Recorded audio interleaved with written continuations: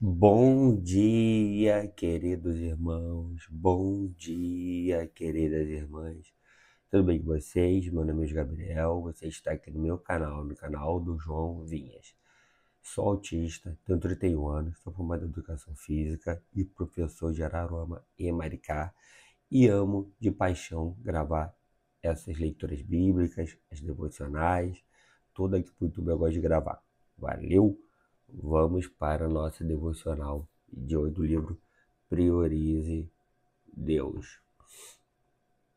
Deixa eu ver. Priorize Deus. Dia 98. Não pare diante de um fracasso. Muitas pessoas ficam paralisadas quando fracassam ou quando algo não dá certo. Então, abandonam seus projetos e desistem dos seus sonhos. Por isso, meu conselho é: não pare diante de um fracasso. A Bíblia relata que, certa vez, Davi e seus soldados encontraram a cidade destruída pelo fogo e viram que suas mulheres e seus filhos tinham sido levados como prisioneiros. Diante daquele tão grande fracasso, Davi ficou entristecido e chorou muito. Mas, ao orar, o Senhor o fortaleceu, dizendo: persiga-os, é certo que o Senhor os alcançará e conseguirá libertar os prisioneiros. 1 Samuel 30, verso 8. O Senhor estava dizendo a Davi: levante-se, pois certamente perseguirá os seus inimigos e trará de volta o que é seu. É dessa forma que devemos reagir. Não podemos ficar lamentando e chorando por causa do fracasso. É preciso reagir e crer que Deus nos dará a vitória. Precisamos acreditar que o Senhor transforma o fracasso em triunfo. Ele troca as vestes de tristeza por vestes de alegria. E, em vez de espírito angustiado, nos dá forças para reagir e vencer os fracassos da vida. Isaías 61, 3. Seu maior fracasso se transformará em seu maior testemunho. Você já viu um tempo ruim na sua vida ser transformado em bênção por Deus? Leitura bíblica, 2 Samuel 20 a 22. E aqui,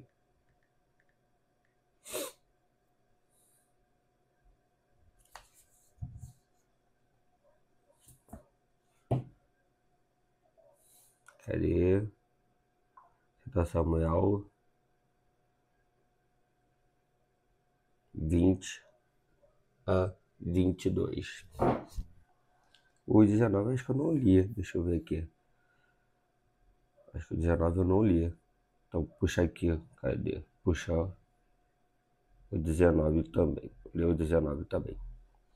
Disseram, 2 Samuel capítulo 19, vou ler até o verso 22.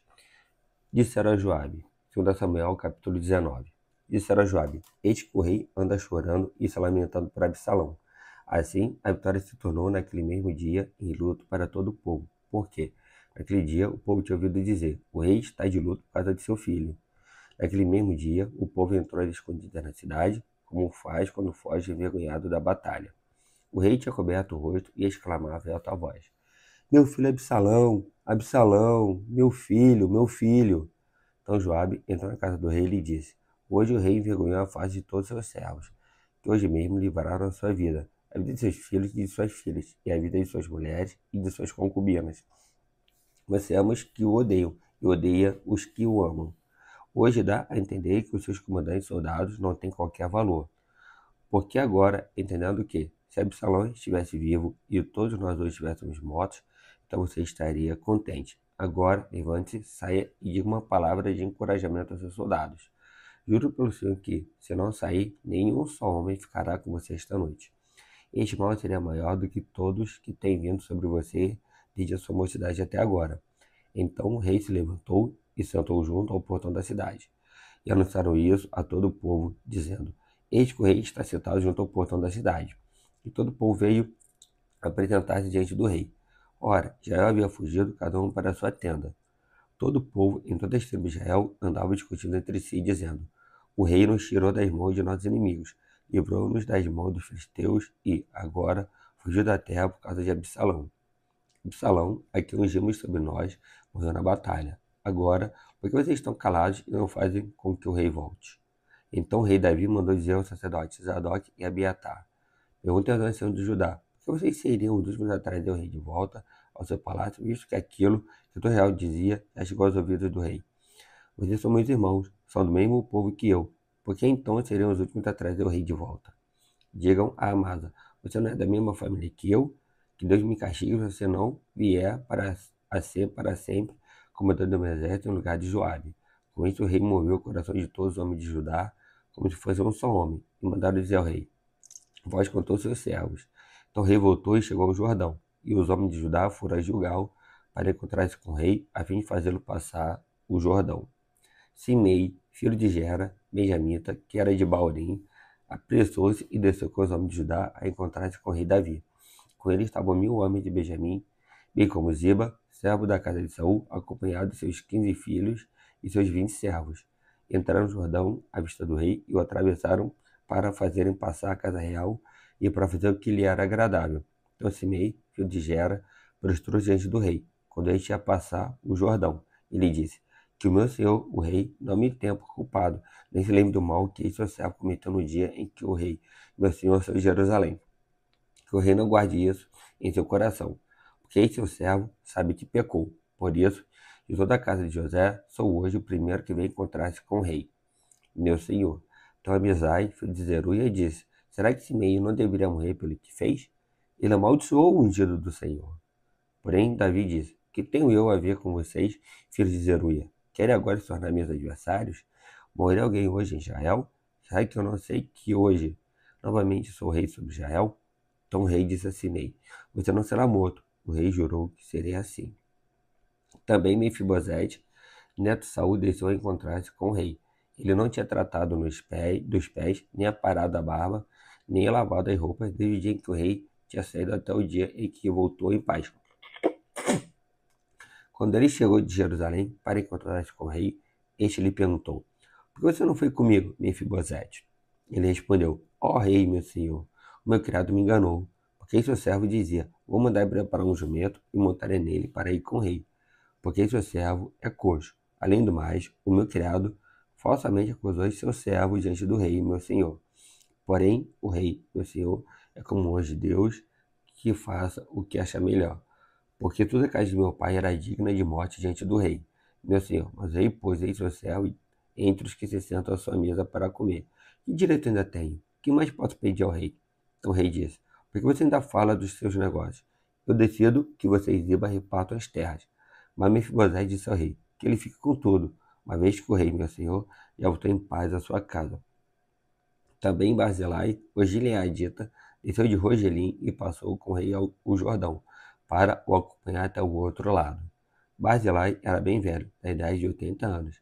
Ele havia sustentado o rei quando este estava em Manaim, porque era um homem muito rico. O rei disse a Barzilai: venha comigo e eu o sustentarei em Jerusalém.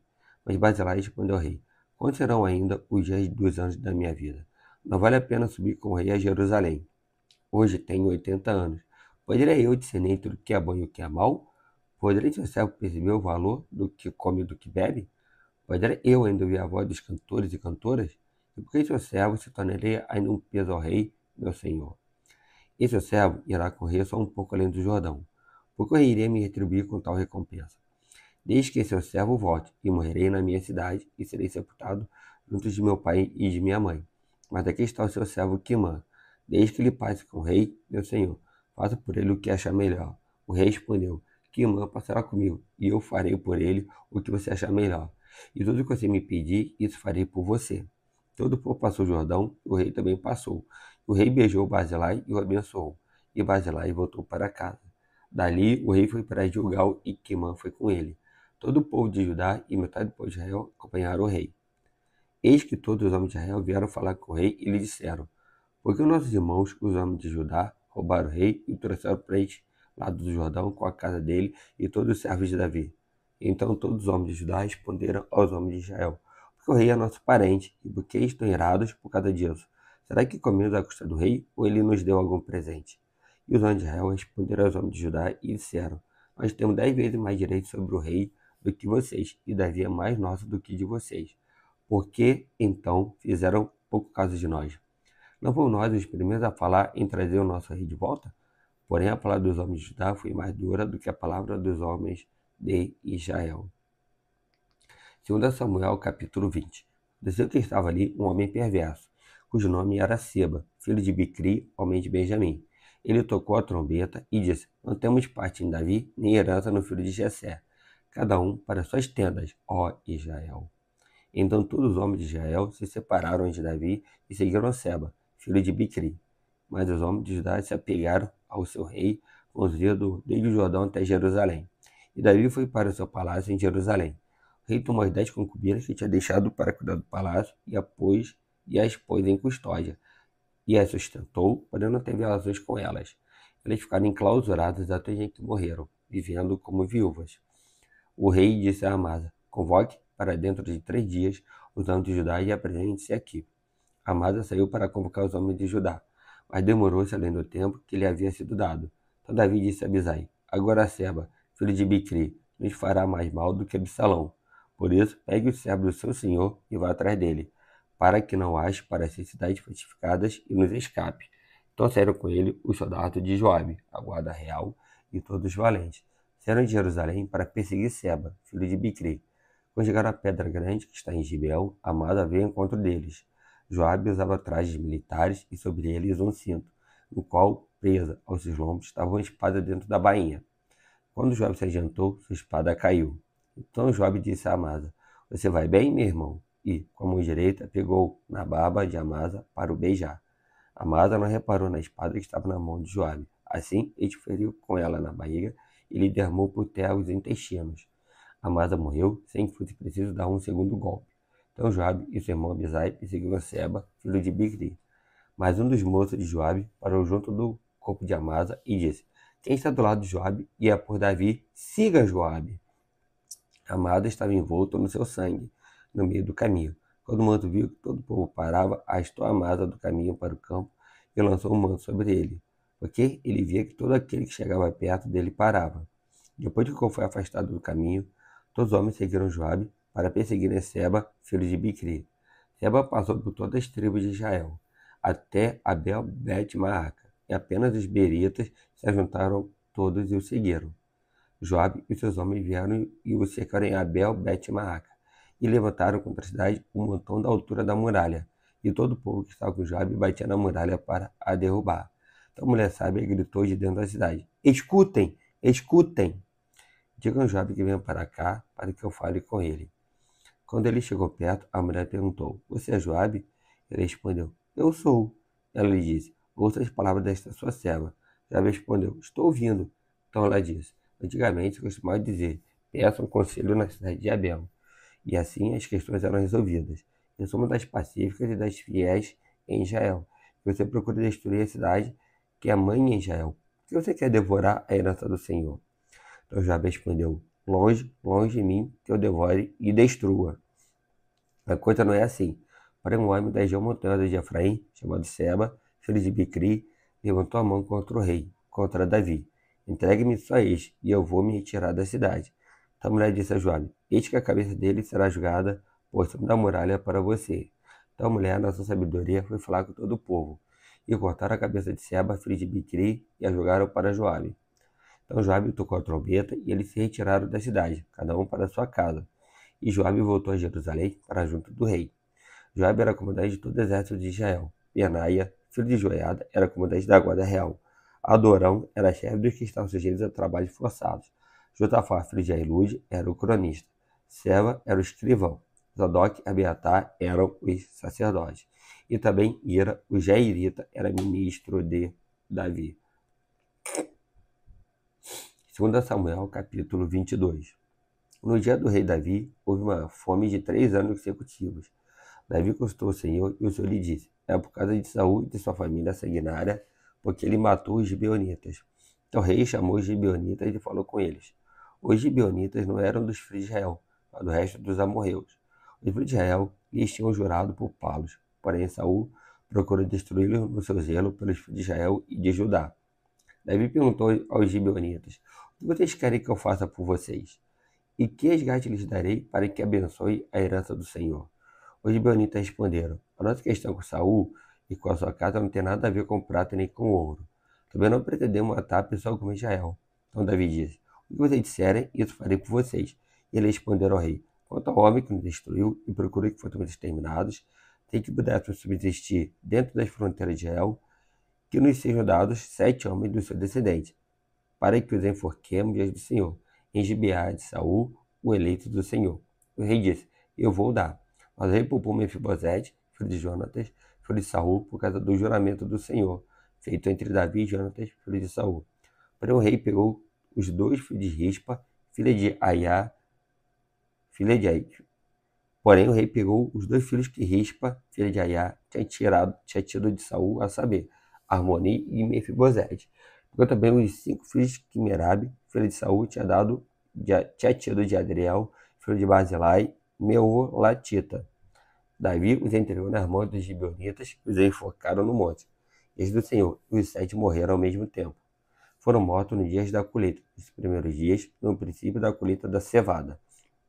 Então Rispa, filha de Aiá, pegou um pano de saco e o estendeu para si sobre uma rocha, desde o princípio da colheita até que caiu água do céu sobre os corpos.